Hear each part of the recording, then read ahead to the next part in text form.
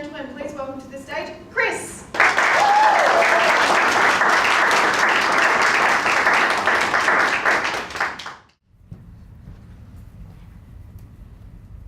On the 9th of the 10th, 2009, my 21-year-old daughter was a front seat passenger in a car that hit a pole at high speed.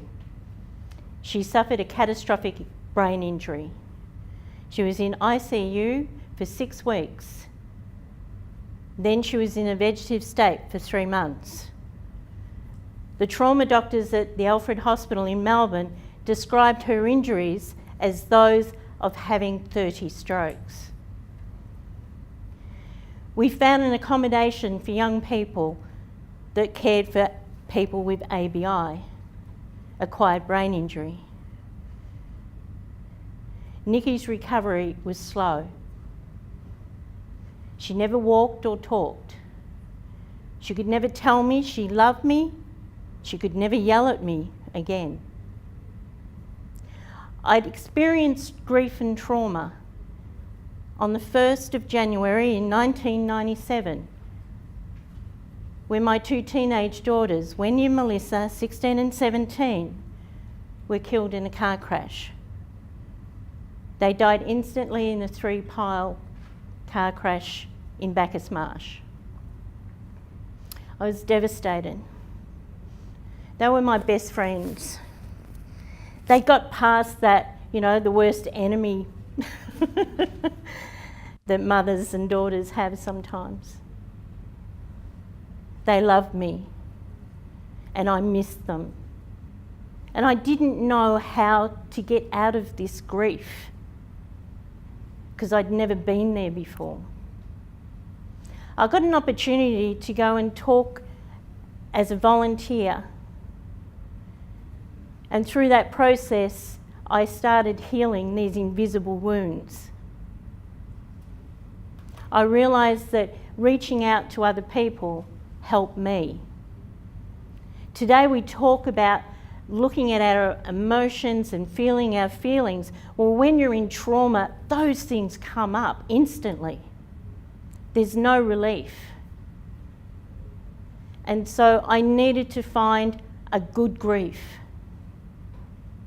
And by turning my attention to helping others, that's where I found my good grief. We eventually got Nikki home full time. And I was able to see that I couldn't help her. I was diagnosed with PTSD.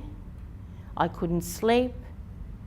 I couldn't read. I couldn't listen to music. I cried all the time. It was hurtful. It was painful. My wounds had been opened up again. I couldn't help anyone else because I needed help. And there was a moment where I had this revelation that I needed to ask for help. I rang my insurance company and said, "We need help." And they said yes. We were financed. I sought out a psychologist who helped me on a weekly basis.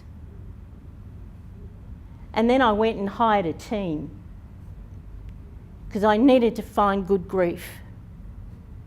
And I hired a young, experienced, and if they weren't experienced and they had the right personality, we trained them on the job. And they supported Nikki. They came into our home. I needed to trust them. I needed to hand over my control because I couldn't look after my child. But we shared the service. And I found good grief. They were able to take it to concerts and live performances, and even flew to Sydney to take it to the strippers for her birthday. She was loved, and she had a good quality of life. She died on the 2nd of December in 2015. But burying Nicole allowed me to see just how many people she affected, and how sharing the service and giving other people the opportunity to help encouraged their lives, inspired them. I still volunteer and tell my story because that heals my wounds. Because when I turn my attention to someone I can help, it gives me good grief. I ask you to go home and hug your loved ones. Be kind. Look where you can have purpose, because great tragedy has given me great purpose in life. And I want to continue to do that. And I want to continue to find and feel good grief. Thank you.